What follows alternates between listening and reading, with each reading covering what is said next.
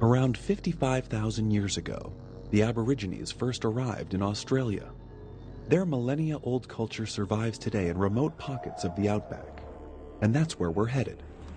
We're heading east now into Arnhem Land in the Northern Territory of Australia, and in a sense this is the cradle of what became one of the greatest civilizations in the history of humanity. Sadly, when the Europeans arrived, that's not what they saw.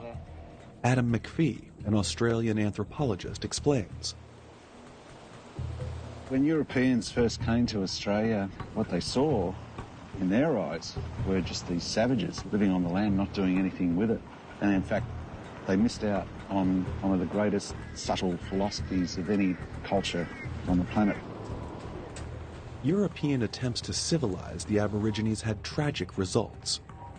By the mid-20th century, nearly 90% of the population had perished.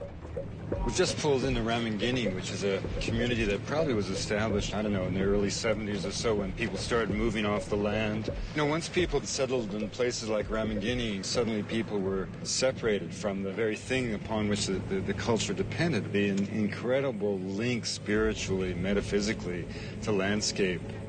The Aborigines' beliefs are founded on a deep respect for and connection to the land.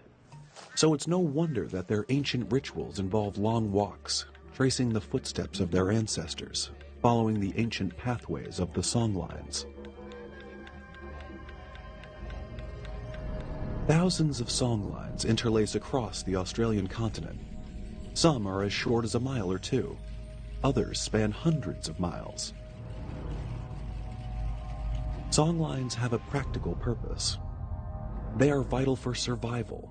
They chart the territory, indicating waterways, mountains, depressions. They are maps for finding food, and they even mark borders between clans. But songlines also represent a spiritual journey. On their walks, the Aborigines sing songs about the mythical stories of the dreaming, the time when the world as we know it was born. When they sing the songs and follow the songlines, Aborigines return to that moment of creation. And each time they sing, the world is created all over again.